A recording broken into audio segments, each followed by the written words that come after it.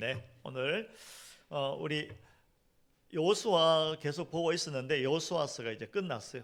그리고 마태복음을 보고 있는데 오늘은 이제 마태복음을 멈추고 공동의회가 있는 날입니다. 그래서 헌금 설교를 하려고 합니다. 1년에 한 번 헌금 설교하는데 그게 이제 우리 공동의회 하는 날입니다. 그래서 어떻게 하면 바른 헌금을 할 수 있는가, 무엇이 바른 헌금인가를 잘 생각하고 헌금을 잘해서 정말 복된 성도 되기를 원합니다. 자, 헌금 설교는 1년에 한 번 하니까 귀담아 잘 들으시기 바랍니다. 잘 들으시기 바랍니다. 아멘. 네. 자, 헌금 늘 하는 것이고 참 중요한 것입니다. 그런데 익숙해져서 그 중요성을 잊어버릴 때가 많이 있어요. 중요하다는 것은 알긴 알겠는데 뭔지 이렇게 감각적으로 직관적으로 이렇게 잘 와닿지 않는 경우가 있지요. 마치 이런 것 같아요. 엄마가 늘 차려주는 밥, 집에 가면 엄마 밥 하면 나오는 그거, 너무 중요하고 소중하잖아요, 엄마 밥. 그런데 너무 익숙하다 보니까 그것이 얼마나 중요한지를 잘 잊어버리게 되죠. 헌금도 그와 비슷한 것 같습니다. 엄마 밥 같아요. 하기는 하는데 우리가 정말 소중한 시간이고 정말 소중하게 해야 되는 것인데 그저 너무 익숙해서, 특별히 요즘은 또 온라인으로 많이 하다 보니까 이게 조금 안 좋아요. 좀 안 좋아요. 그래서 온라인으로 하는 것을 다시 이렇게 헌금 바구니로 해야 되나 이런 생각이 들 정도입니다. 우리가 준비해서 바구니에 넣고 그것을 또 하나님께 이렇게 돌려드리는 그것이 정말 좋은데 온라인은 온라인은 그래요. 한번 생각해 볼 일입니다. 자, 헌금을 회비다 이렇게 생각하시는 분은 안 계실 것입니다. 또 헌금을 세금이다 이렇게 생각하시는 분도 안 계실 것입니다. 헌금은 기본적으로 예배입니다. 예배. 헌금은 하나님께 돌려드리는, 하나님께 올려드리는 예물로서 예배입니다. 그래서 헌금을 부를 때 예물의 예배 이렇게 부르기도 합니다. 헌금은 예배입니다. 예배다 이렇게 생각하시면 헌금을 어떻게 해야 되는구나를 잘 이해할 수가 있죠. 헌금은 예배입니다. 헌금은 예배입니다. 그래서 오늘 헌금에 담긴 의미를 이제 몇 가지로 살펴보려고 합니다. 자, 역대상 29장 14절에 보면 이런 말씀이 있습니다. 제가 읽어드리죠. 모든 것이 주께로 말미암았사오니 우리가 주의 손에서 받은 것으로 주께 드렸을 뿐이니이다. 모든 것이 주께로 말미암았사오니 우리가 주의 손에서 받은 것으로 주께 드렸을 뿐이니이다. 무슨 말씀이냐면 다윗이 그의 아들 솔로몬이 이제 성전을 건축하게 되었어요. 하나님으로부터 솔로몬을 통해서 성전을 짓게 하겠다라는 그런 약속 말씀을 듣게 됩니다.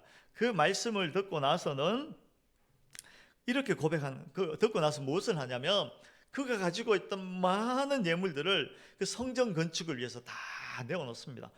다윗이 엄청나게 많은 예물을 가지고 있었거든요. 그걸 다 내어놓고는 이렇게 고백하는 것입니다. 모든 것이 주께로 말미암았사오니 우리가 주의 손에서 받은 것으로 주께 드렸을 뿐이니이다. 다윗은 내가 이만큼 드렸다라는 공로가 아니라는 것입니다. 드릴 수 있는 상태로 나를 복 주신 분이 하나님입니다. 나로 하여금 이렇게 드릴 수 있게 하시니 감사합니다. 다 하나님의 은혜입니다. 이렇게 이야기하는 것이죠.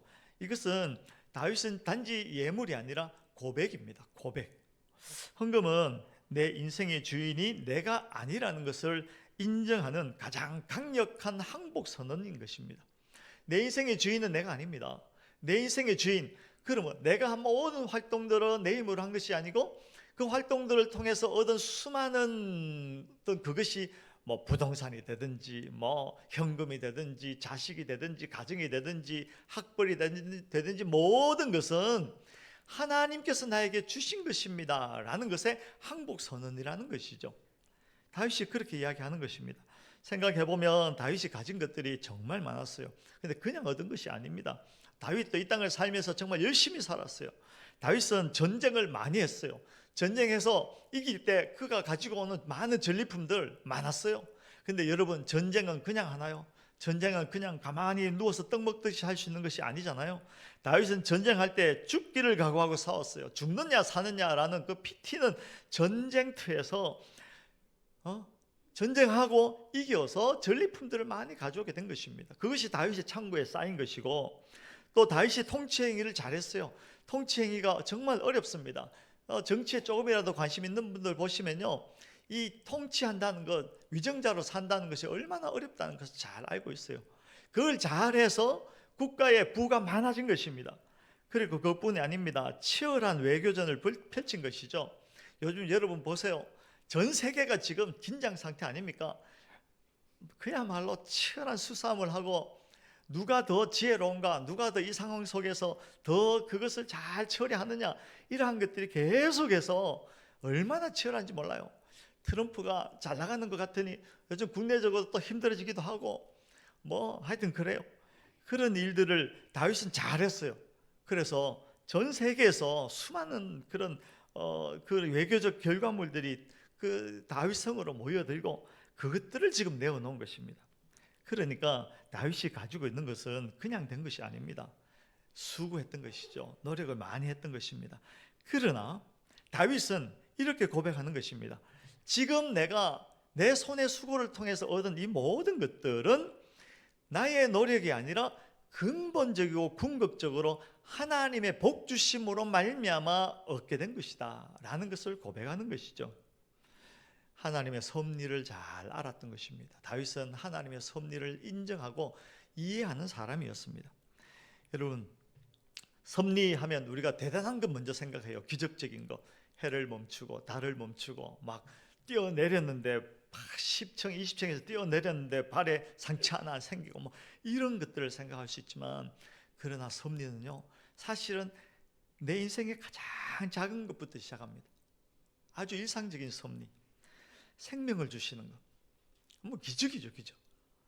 태어나게 하신 것, 우리가 숨 쉬고 있는 것, 물을 마시고 있는 것, 그러한 일상의 섭리가 없었더라면 우리는 아무것도 할 수 없었던 것이죠. 그 모든 것들 속에 하나님의 섭리가 있다는 것을 이해하고 인정하는 다윗. 그리고 제가 이렇게 생각하다가 우리 일상 속에서 일어나는 섭리 중에 정말 중요한 것이 또 있구나. 우리가 잘 느끼지 못하지만 우리 속에 오늘 하루를 살고자 하는 의지와 열심. 제가 어떤 친구를 아는데요, 그 친구가 아들이 하나 있었어요. 아들이 하나 있었는데 이 친구가 그 아들이 사춘기에 접어들면서 그만 너무 심한 고민을 했나 봐요. 그 고민이 어디서부터 와서 어떻게 되었는지 알지 못해요. 그런데 그 고민이 그 아이의 의지, 그 마음을 완전히 바닥으로 떨어뜨려서 6개월 동안 방에서 나오지 않고 살았대요. 그 좀 넣어주는 음식 먹고, 그 화장실 갈 때 나오고, 그냥 6개월이 넘도록 계속 방 안에서 그렇게 살았다는 것입니다. 그 부모도 너무 힘들고 그 아이도 얼마나 힘들겠습니까? 다시 일어나서 세상으로 나아갈 힘이 없었답니다. 의지가 없었답니다. 생각해보면 우리가 오늘 아침에 눈 뜨고 일어나고 하루를 살 수 있게 되는 것, 우리가 다시 일어나서 또 예배당에 나와서 앉아서 하나님의 은혜를 기대하고 갈망하고 예배하고 노래할 수 있다는 것, 이거 우리 속에 하나님께서 불어넣어 주신 마음, 정신, 의지라는 것이죠. 우리는 아무렇지 않게 그냥 일어나고 나오는 것 같지만 그 역시 하나님의 섭리 안에 있는 것이죠.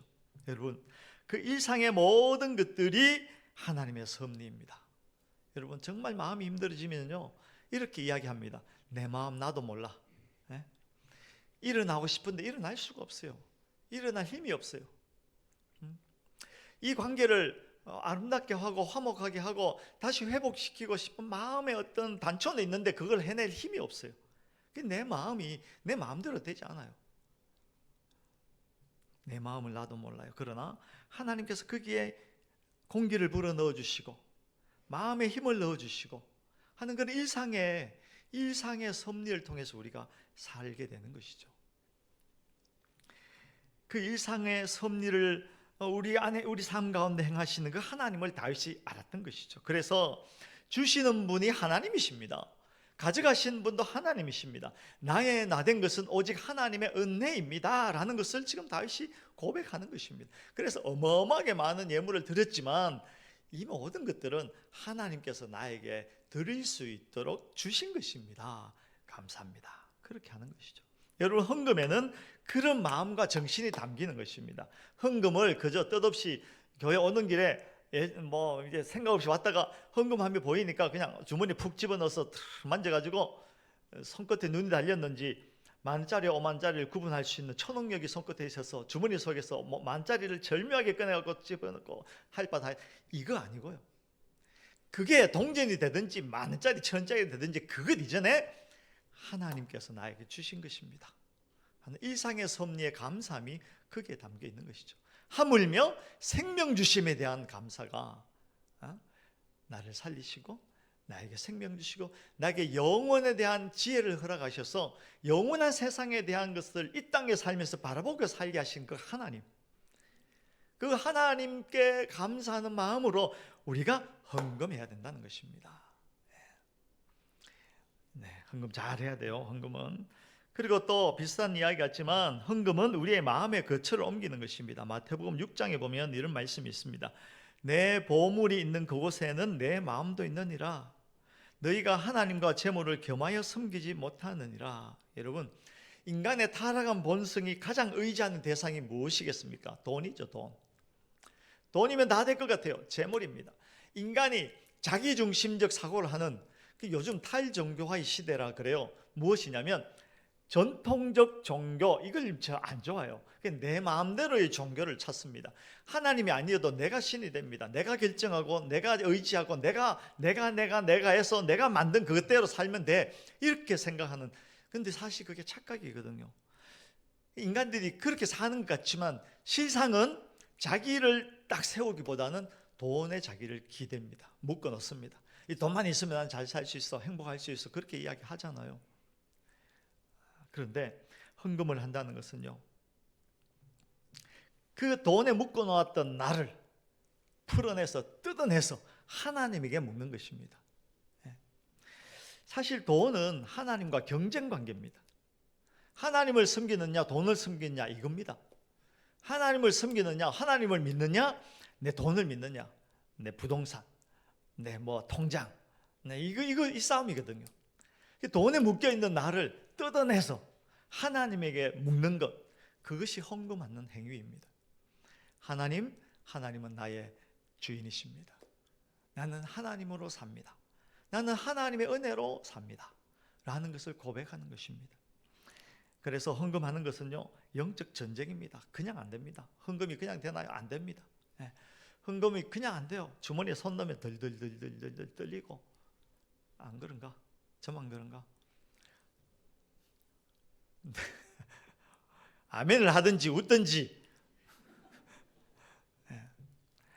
영적 전쟁입니다. 영적 전쟁. 그런데 진짜 그 나를 그게 묶고 있는 것을 다 풀어버리고 하나님에게로 나를 돌려놓고 그걸 헌금에 담아서 다 헌금할 때 우리 마음속에 비로소 세상의 것에 눌려있는 그런 돈의 지배에서 벗어나 하나님 통치하러 들어가는 진정한 자유를 느낄 수가 있어요.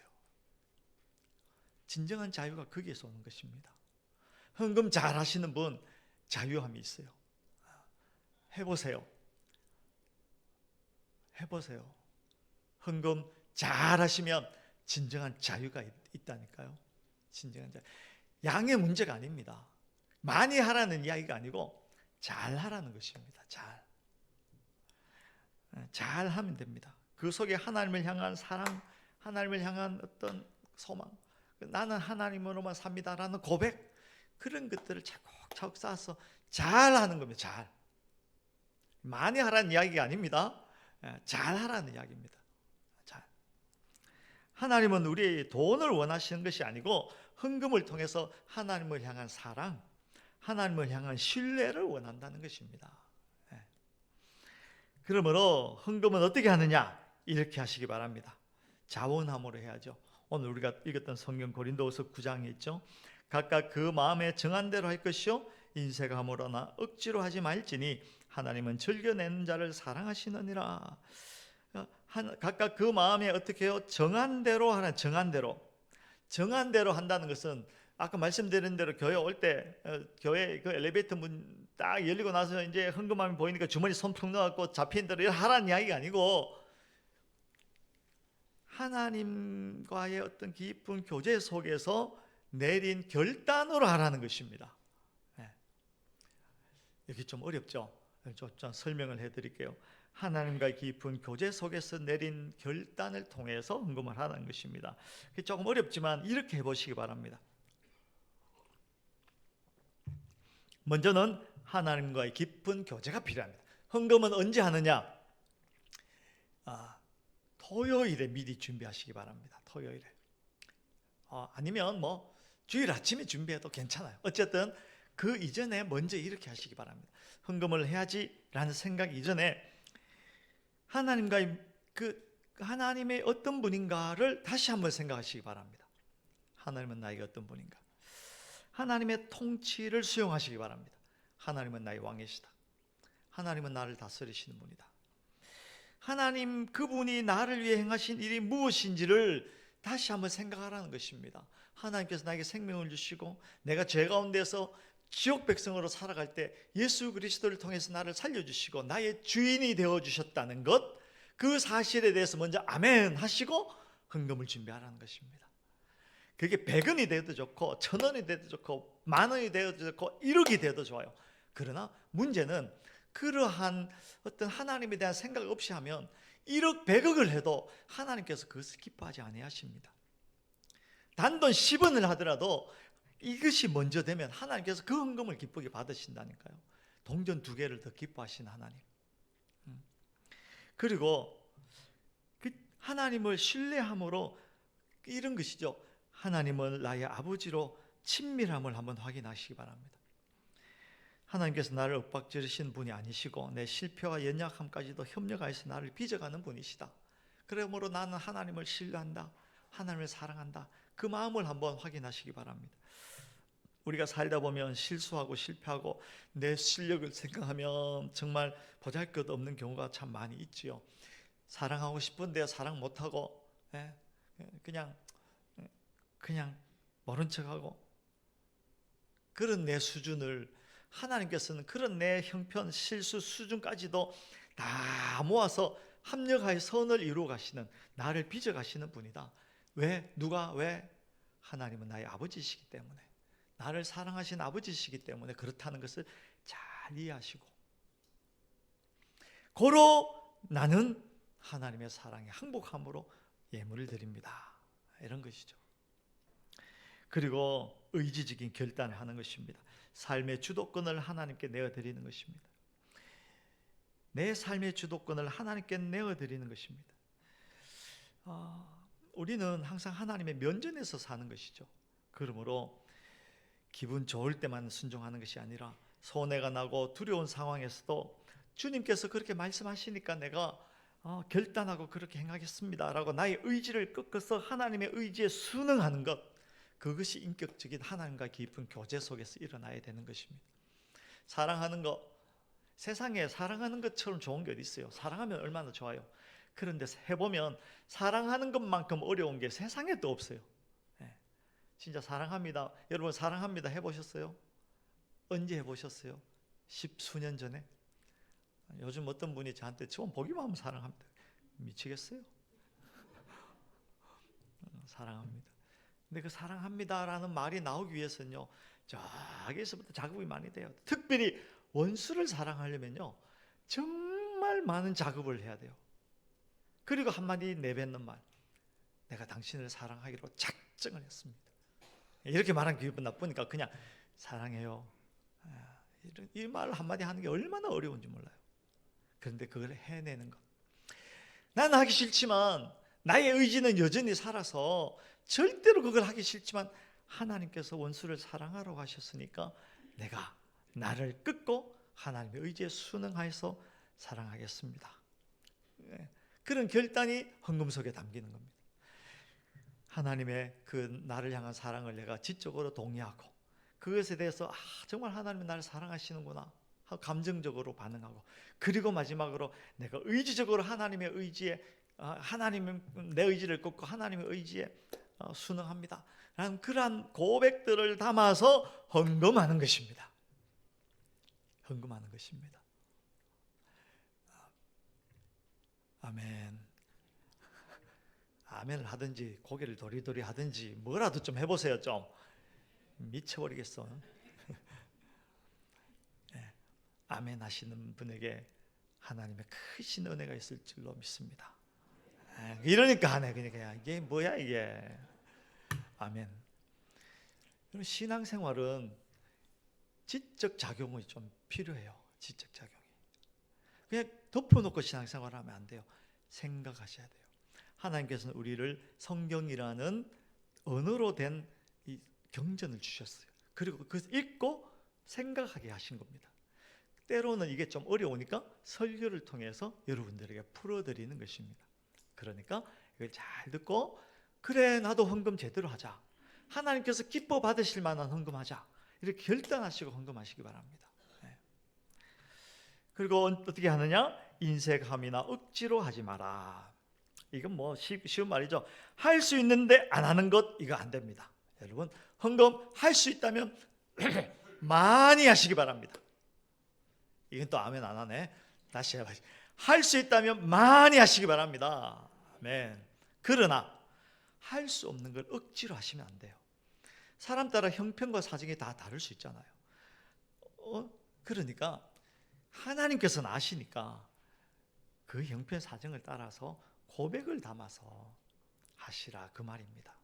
하나님께서는 그 액수를 보지 아니하시고 거기에 우리가 담아놓은 하나님을 향한 사랑을 보십니다. 하나님께서 돈이 필요하시면 어떻게 하시면 되겠어요? 돈이 있으라 라고 말씀하시면 되는 겁니다. 하나님 뭐가 아쉬워서 우리 돈을 갈취하시겠어요?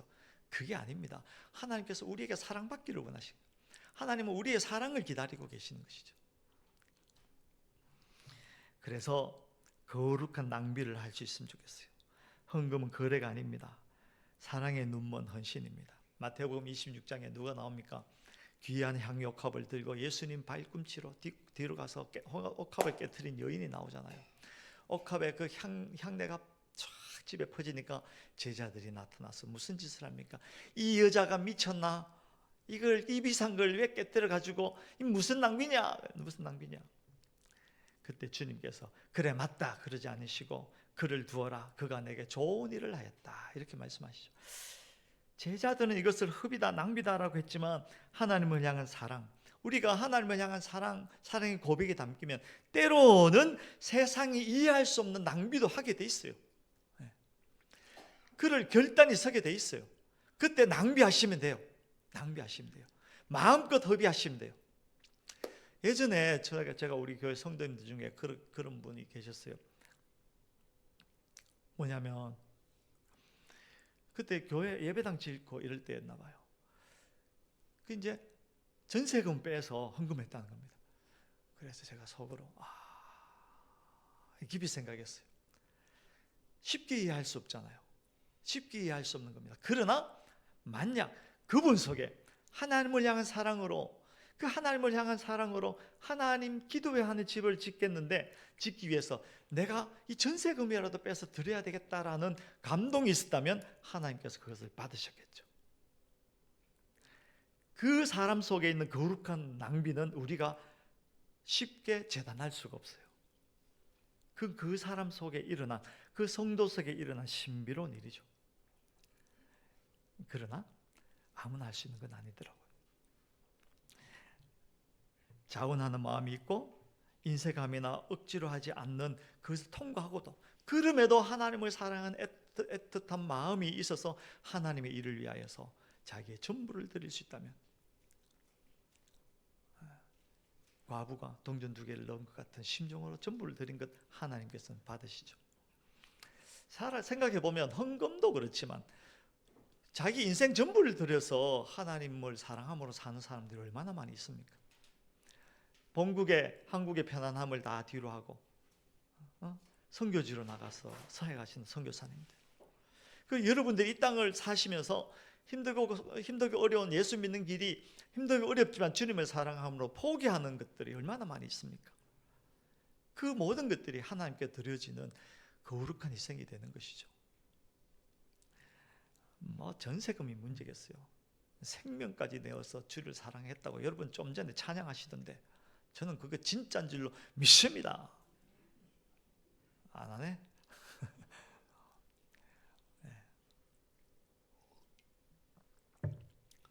교회, 우리 이제 탈종교의 시대, 그리고 코로나 이후의 시대, 교회가 예전 같지 않고 규모가 줄어들고, 그보다 더 심각한 것은요, 교회를 신뢰하는 사람들이 우리 인구 중에 7%밖에 안 돼요. 기독교인은 그보다 훨씬 많아요. 그런데 기독교인 된 자기 자신도 교회를 신뢰하지 않는 거야. 그게 7%래, 7%. 이 시대에 사람들이 우리에게 요구하는 것이 무엇이겠습니까? 진짜를 요구하는 것이죠. 우리가 세상 사람들하고 같은 가치를 가지고 같이 살아버리면 그들은 우리를 비난합니다. 조롱합니다. 별거 없네, 더하네. 그래서 우리가 정말 헌금 하나 하는 것도 정말 그들과 다르다는 진정성을 보여주면 그들은 우리를 보고 놀랍니다. 저들 속에 도대체 무엇이 있길래, 저들 속에 도대체 하나님은 어떤 하나님이길래 저들이 저렇게 순결하게 살아가는가. 헌금 속에 우리가 담아내야 할 것은 그런 순전함, 진실한 고백, 하나님을 향한 사랑, 계산하지 않는, 계산기 두들기지 않는 순전한 희생, 이러한 것들이 담기는 것입니다. 여러분, 액수는 하나님께서 보지 않습니다. 그런데 액수 많이 드리지 못해서 그러지 마시고 사랑하지 못해서 미안합니다. 이게 맞는 말이죠. 거룩한 흡이 일어나게 돼 있죠. 그 다음에 말씀을 마무리하면서 그런 순전한 헌금을 하는 자를 하나님께서는 그냥 두지 않습니다. 이건요, 이 만고불변의 진리입니다. 이건 뭐 기복적인 그런 의미가 아니고, 하나님께서 그런 자를 왜 기뻐하지 아니하시겠습니까? 왜 굶기고, 왜 괴롭게 하고, 왜 그들을 모른 척 하시겠습니까? 그렇지 않다는 겁니다. 말라기 3장 10절, 만군의 여호와가 이르노라, 너희의 온전한 11조를 창고에 들여 나의 집에 양식이 있게 하고 그것으로 나를 시험하여 내가 하늘 문을 열고 너희에게 복을 쌓을 곳이 없도록 붙지 아니하나 봐라. 붙지 아니하나 봐라. 이런 이 말씀을 언제 하셨냐면, 그 당시에 이스라엘 백성들이요, 상태가 안 좋았어요. 어떻게 안 좋았냐면 하나님을 별로 신뢰하지 않았어요. 뭐 해도 안 되대. 뭐 하나님 멀리 계시나 봐. 하나님 날 싫어하나 봐. 하나님보다 이 가나안의 신이 더 좋은 거 아니야? 하나님 뭐 별거 없네. 이렇게 생각하면서 하나님을 신뢰하지 않았어요. 그런 인생을 보고 하나님께서 가슴이 미어 터지는 거예요. 가슴이 미어 터져서 아파서 하신 말씀이, 야 이것들아, 내가 얼마나 내가 하나님이야. 너희 날 못 믿겠다고? 그래, 한번 해보자. 너희가 11조 해봐. 내가 그냥 두는지. 너희 11조 하면 너희 복을 쌓을 곳이 없도록 부어져 뿌리는 신실한 하나님이야. 그러니까 한번 해보자. 속 터져서 하신 말씀입니다. 하나님께서요, 속 터져서 하시는데 하나님의 그 능력을 한번 보여주시는 것이죠. 하나님의 신실하심을 보여주시는 것이죠. 너희는 나를 신뢰하지 않지. 내가 얼마나 신실한지 모르지. 그래, 알았어. 그럼 너희 해봐. 내가 얼마나 신실한지를 너희에게 보여주겠어 라고 하시는 말씀이죠. 그러므로 이 말씀을 너무 표면적으로 봐서 11조 하면 하나님께서 10배로 주신다, 이런 계산기 두드리지 마시고, 그 전에 우리가 하나님에 향한 사랑, 신실한 헌금을 하는 자를 하나님께서는 신실하게 그 인생을 책임져 주신다라는 것을 보시기 바랍니다. 하나님께서는 우리 인생을 신실하게 책임지십니다. 하나님께서는 진정한 헌금을 정말 헌금답게 하는 그 인생을 책임지십니다. 여러분, 11조 곱하기 10 그 정도가 아니라니까요. 우리의 생명을 책임지시고, 우리 인생을 책임지시고, 우리의 영혼을 책임지십니다. 우리는 아직 희미하게 그 영혼에 대한 인식이 많이 없어서 죽으면 천국 갈까 못 갈까, 이것 때문에 막 천국이 죽으면 있을까 없을까, 막 죽으면 끝나지라는 세상의 소리에 계속 귀를 기울이고, 그러한 인생들에게 하나님께서, 야, 내가 보여줄게. 하나님 나라는 분명히 있고, 너가 지금 긴가민가 하는 그 모든 것들을 내가 분명히 이루고 말 것이야. 나를 신뢰해. 이렇게 말씀하시는 겁니다. 그러므로 여러분, 하나님을 한번 시험해 보시기 바랍니다. 시험해 보라니까요. 하기 싫어요? 시험해 보세요. 하나님께서 하시나 안 하시나. 하나님의 생각은 우리보다 크고 하나님은 내가 나를 사랑하는 것보다 더 나를 사랑하십니다. 그 하나님께서 신실하게 행하실 줄로 믿습니다. 고린도후서 9장 10절, 심는 자에게 씨와 먹을 양식을 주시는 이가, 심는 자에게 씨와 먹을 양식을 주신 이 하나님을 이야기하는 겁니다. 하나님께서 누구에게 주시냐면 심는 자에게 너희 심을 것을 풍성하게 하시고 너희의 의의 열매를 더하게 하시리니. 무슨 말이냐면, 심는 자, 사랑으로 심고 희생으로 심고 봉사로 심고 교회 문 닫고 바닥 쓸고 또 교회 앞둠 또 목사 굶어 죽을까봐 목사 세례 주고 이런 일들 하잖아요. 그거 다 심는 겁니다. 심는 자에게, 그 잘 심는 자에게, 심기 잘하는 자에게